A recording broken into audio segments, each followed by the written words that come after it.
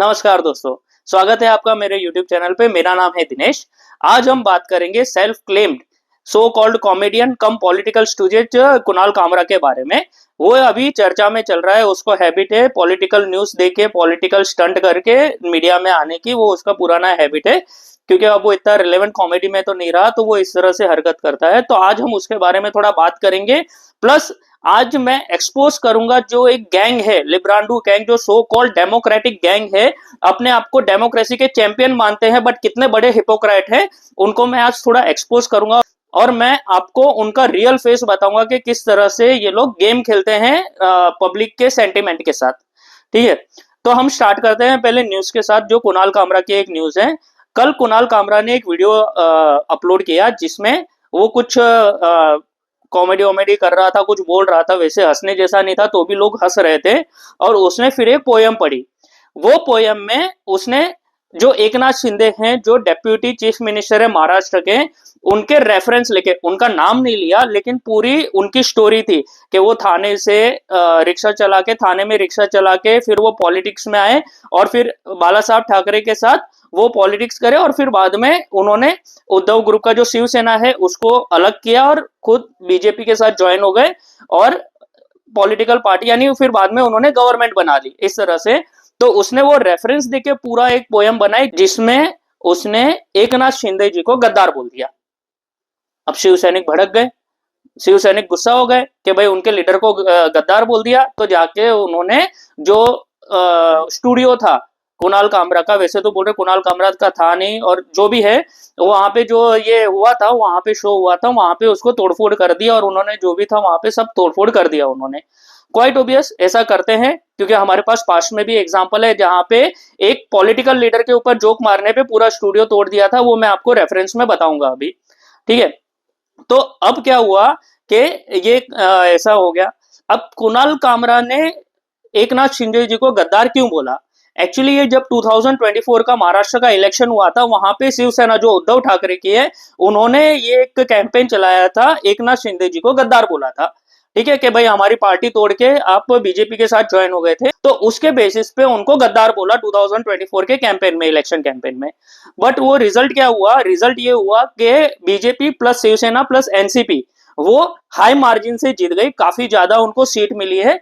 और जो शिवसेना की जो शिवसेना इनकी एकनाथ शिंदे जी की, जो अभी एज पर कोर्ट ऑर्डर जो रियल शिवसेना है, उनको ये उद्धव ठाकरे और जो कोएलिशन है उससे ज्यादा सीट मिली है, अकेले उनको ही।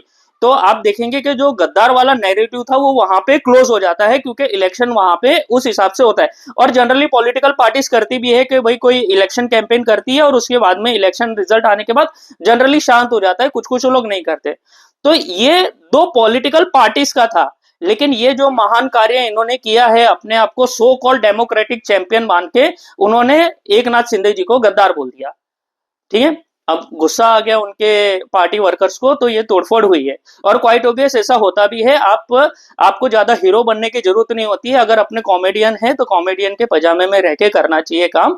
भाई डेमोक्रेसी है, फ्रीडम स्पीच सबके पास है, लेकिन कोई भी कंट्री में पूरे वर्ल्ड में एब्सोल्यूट फ्रीडम ऑफ स्पीच नहीं है। इवन यूके में तो आप ट्वीट भी करते हैं तो भी सुबह 4 बजे आके पुलिस आपको जेल में डाल देती है। अगर यूएस में होते हो तो कोलंबिया यूनिवर्सिटी का देख लो, 2 जन को तो घर पे भेज दिया है। ठीक है, और फिर बाद में दूसरी कंट्रीज में क्या होता है, अपने इंडिया के ही कितने स्टेट से वहां पे क्या हुआ है वो मैं आपको बताऊंगा। तो एब्सोल्यूट फ्रीडम ऑफ स्पीच तो नहीं है। तो अब आपको पॉलिटिकली हरकत करनी थी, आपको पॉलिटिशियन की तरह बनना था, तो पॉलिटिशियन की तरह आते, ऐसे कॉमेडियन का चोगा ओढ़ के कॉमेडी को बदनाम नहीं करते। ठीक है, इन्होंने कॉमेडियन को कॉमेडी जो एक अच्छा वे है कम्युनिकेट करने का। इवन पॉलिटिकल कॉमेडी भी होती है, बट उसका वे होता है करने का कि आपने तंज कसा है, कि आपने नरेंद्र मोदी पे तंज कसा, आपने राहुल गांधी पे तंज कसा, या फिर आपने सीएम पे भी, महाराष्ट्र के सीएम, डेप्यूटी सीएम पे तंज कसना होता है, जिससे लोग हंसते हैं। काफी कॉमेडी करते हैं लोग यार, रोज कितने ट्रोलर्स आते हैं, रोज कितने राहुल गांधी पे मीम्स बनाते हैं, नरेंद्र मोदी पे बनाते हैं, बट ठीक है, वो एक वे ऑफ आपका एक्सप्रेशन होता है, वे ऑफ कम्युनिकेशन होता है। लेकिन आप किसी को गद्दार नहीं बोल सकते। वो एक पॉलिटिकल पार्टीज का एक स्लोगन था, वो उन्होंने यूज किया था। तो आप पॉलिटिकल पार्टीज नहीं, आप इंडिविजुअल है। ठीक है, लेकिन आपने उड़ता तीर लिया, और उड़ता तीर लेने के बाद आप इधर रोना धोना आपने चालू किया, ठीक है, पहली बात। दूसरी बात, अब कुणाल कामरा पे तो ये हो गया, एफआईआर भी दर्ज हो गई और तोड़फोड़ भी किया। अब एक गैंग एक्टिवेट हो गई, वो गैंग क्या, डेमोक्रेसी इन डेंजर, डेमोक्रेसी खत्म हो गई है, फ्रीडम ऑफ स्पीच खत्म हो गया है, फ्रीडम ऑफ एक्सप्रेशन खत्म हो गया इंडिया में। क्या यही नरेंद्र मोदी का टॉलरेंस है? तानाशाही चल रही है। एक तो दिन भर तानाशाह बोलते हैं नरेंद्र मोदी को, ठीक है, और फिर बाद में जब एक्शन होता है तो बोलते हैं डेमोक्रेसी इन डेंजर। तो जब तुमने मान ही लिया है तानाशाह है, तो फिर डेमोक्रेसी का रोना क्यों रोते हो फिर?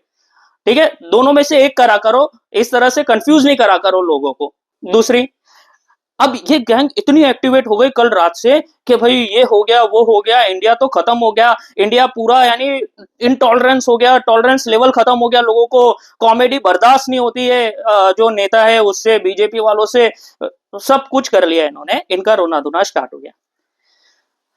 ये वही लोग हैं, ठीक है। अब मैं आपको इनका एक और एंगल बताता हूं। ये तो हो गया डेमोक्रेसी, आप भी एक यंग स्टूडेंट हो, बोलोगे यार सही बात है, डेमोक्रेसी डेंजर है, एक पोयम में क्या हो गया, क्या इतना तो खाली इतना गद्दार बोल दिया तो क्या हो गया, ये तो चलता है ना, all that. Let me show you some other fact, ठीक है। मैं कॉइन का दूसरा भाग आपको शो करता हूं। 2019 में दिसंबर में ये है, ये वेटरन है नेवी के, एक्स नेवी है, वेटरन के 66 ईयर्स के हैं। इन्होंने उद्धव ठाकरे का एक कार्टून इनके पास व्हाट्सएप आया था और उन्होंने ये व्हाट्सएप फॉरवर्ड किया था, ठीक है, इन्होंने खाली फॉरवर्ड किया था। एक्स नेवी ऑफिसर है, 66 ईयर्स की एज है। इनके घर गए, इनको मारा, और इतना मारा कि इनके आंखों में खून आ गया, इतना मारा, एज 66, ठीक है, किसी ने एक वर्ड नहीं बोला। जो आज ये वेटरन भी जो है ना, आपके कुछ वेटरन लग गए हैं कि भाई इंडिया खत्म हो गया, डेमोक्रेसी नहीं रही, वो भी सब चुप थे, वेटरन के सपोर्ट में कोई नहीं आया, एकदम चुप, सब शांत हो गया था, कोई डेमोक्रेसी खतरे में नहीं थी, कुछ नहीं थी, क्योंकि वहां पे बीजेपी वाले नहीं थे। तो इनका जो ये एजेंडा था वो नहीं चलता, क्योंकि वो बीजेपी नहीं थी, तो शिवसेना पे इनका डेमोक्रेसी डेंजर नहीं आया। सेकंड, कंगना रनौत का तो आपको पता है, कंगना रनौत का घर तोड़ा था, याद है ना। कंगना रनौत के घर तोड़ने के टाइम यही कुणाल कामरा ने एक पॉडकास्ट किया था, उखाड़ ले, और वहां पे बोला था उसने कि मैं तो बहुत खुश हूं देख के, जो कंगना रनौत का घर टूटा था वो देख के ये खुश हुआ था काफी। इसी को बोलते हैं कर्मा, तू किसी के दुख पे खुश हुआ था, आज तेरा ही वही सिचुएशन है, ठीक है ना। और ये लोग जो अभी यहाँ पे इतना ज्ञानबाजी कर रहे हैं, ठीक है, ये डेमोक्रेसी वाले, वो सारे के सारे कंगना के अगेंस्ट थे उस दिन, क्योंकि उसके एक बात बोलने पे इसका कंगना का घर तोड़ा था। तो जितने डेमोक्रेसी वाले थे वो सारे के सारे खुश थे और वो सपोर्ट कर रहे थे गवर्नमेंट को कि अच्छा हुआ उसने कंगना का घर तोड़ा। तो ये देखो, ये है इनकी हिपोक्रेसी। और ये राजदीप सरदेसाई जो आज यहाँ पे ज्ञान दे रहा है ना कि भाई नहीं पसंद है कॉमेडी तो मत देखो, ये वही राजदीप सरदेसाई है जिसने 3 दिन पहले ट्वीट किया था कि चावा की वजह से दंगे हुए नागपुर में, तो भाई चावा मूवी नहीं पसंद है तो मत देखो ना। बट नहीं, वहां पे नहीं, वहां पे अपना एजेंडा चलाना है। वहां पे इसने बोला कि भाई चावा मूवी की वजह से दंगे हुए, बोल देता कि भाई चावा मूवी नहीं पसंद है तो मत देखो। और यही राजदीप सरदेसाई जब कंगना रनौत का घर टूटा था ना, तब वहां पे इसने ट्वीट किया था कि रात के 9 बजे के प्राइम टाइम पे ये गवर्नमेंट का डिस्ट्रैक्ट करने का वे है, कंगना रनौत का जो केस है वो डिस्ट्रैक्ट करने का है, मैं रियल इश्यू पे अपना प्राइम टाइम चलाऊंगा। तो उसने, ये राजदीप ने ये न्यूज की इंपॉर्टेंस तक नहीं दी थी कि भाई किसी का घर टूटा था, जस्ट एक बात बोलने के लिए। तो ये है इनकी डेमोक्रेसी इन डेंजर की रियलिटी, ये है इनका जो फ्रीडम ऑफ स्पीच की रियलिटी, ठीक है। इसमें एक और केस मैं आपको बताता हूं। ये बंदा देखिए, ये बंदे ने खाली उद्धव ठाकरे के अगेंस्ट बोला था, इसके घर गए शिवसेना वाले और इसको मारा और इसको गंजा कर दिया, इसको गंजा कर दिया इन्होंने। यहां पे भी कोई डेमोक्रेसी इन डेंजर नहीं था, नो डेमोक्रेसी नथिंग, कोई नहीं, सब कुछ सही चल रहा है। इवन उद्धव ठाकरे जब सीएम थे उनको तो बेस्ट सीएम का अवार्ड तक इन्होंने दे दिया था, यही सब गैंग ने, लिब्रांडोस गैंग ने, इन्होंने। सोचो इतना सब हुआ था। फिर एक है समीर ठक्कर, समीर ठक्कर खाली ट्वीट किया था उन्होंने, उनको अरेस्ट किया और इस तरह से लेके गए, मुंह पे वो कपड़ा डाल के, हाथों में डोरी बांध के, जैसे कोई टेररिस्ट को ले जा रहे हैं ना, वैसे लेके गए थे, खाली एक ट्वीट की वजह से। ये है इनकी फ्रीडम ऑफ स्पीच, और उस टाइम भी ये लोग सब शांत थे। और फेमस केस अर्नब गोस्वामी का, अर्नब गोस्वामी ने जब अरेस्ट हुआ था, उनके 1000 रिपोर्टर्स पे एफआईआर हुई थी, 1000 रिपोर्टर्स पे।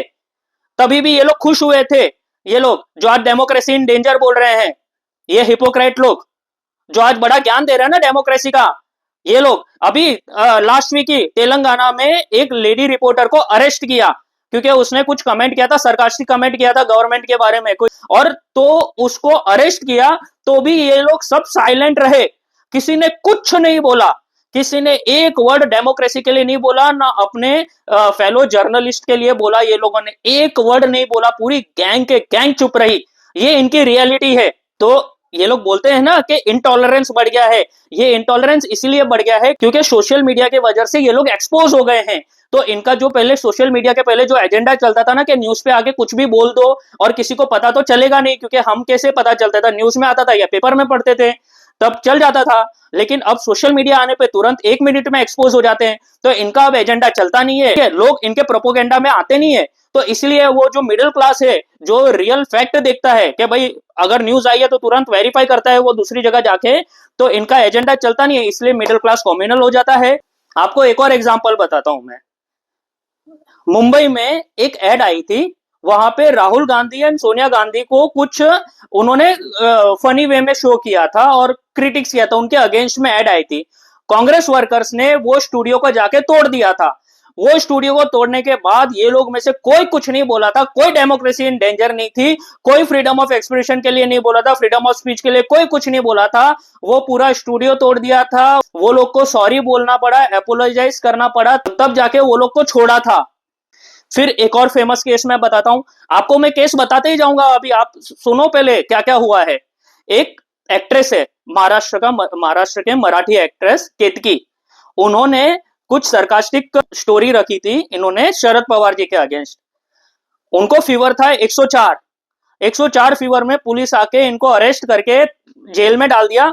30 डेज तक वो जेल में रही, जस्ट एक स्टोरी पोस्ट करने के टाइम, वो भी एक्ट्रेस है। Can you imagine? कोई नहीं बोला। इमेजिन, एक्ट्रेस को अरेस्ट कर लिया, कितना हंगामा हो जाता, कोई कुछ नहीं बोला। इनकी डेमोक्रेसी सब ठीक थी, फ्रीडम ऑफ स्पीच चल रहा था, फ्रीडम ऑफ एक्सप्रेशन चल रहा था, सब कुछ चल रहा था, यहाँ पे कोई कुछ नहीं बोला, पूरा देश एकदम बरोबर चल रहा था। वहां पे खाली जो प्रॉब्लम थी वो बीजेपी के स्टेट में थी, यहाँ पे कोई प्रॉब्लम नहीं थी। अरेस्ट कर लिया, 30 दिन जेल में रखा, कोई इश्यू नहीं, चलेगा। सो होप सो आपको इसमें आई ओपनर होगा ये वीडियो, आपको कुछ समझ में आया होगा कि क्या चल रहा है देश में। होप सो आपको इसमें से कुछ ज्ञान मिला होगा, और ऐसे ही वीडियोस के लिए guys please like and subscribe my channel, और कमेंट में जो भी आपको लगता है कि मैं कौन से टॉपिक पे वीडियो बनाऊं तो मुझे कमेंट करके बताइए। अगर कुछ चेंजेस आपको लगता है कि इसमें कुछ और इंप्रूवमेंट होना चाहिए तो आप मुझे बताइए, मैं इसमें न्यू हूं तो मैं पूरा वर्कआउट कर रहा हूं। अगर आपको जो भी लगता है आप प्लीज बताइए, और ऐसे वीडियोस मैं बनाता रहूंगा आपके आई ओपनर्स के लिए, आपको कुछ फैक्ट्स शो करते रहूंगा डे टू डे बेसिस पे। तो please subscribe my channel and like my video, मैं इससे बहुत मुझे एक प्रोत्साहन मिलेगा आगे फ्यूचर वीडियोस बनाने के लिए। तो guys please subscribe my channel and like my videos. Thank you guys.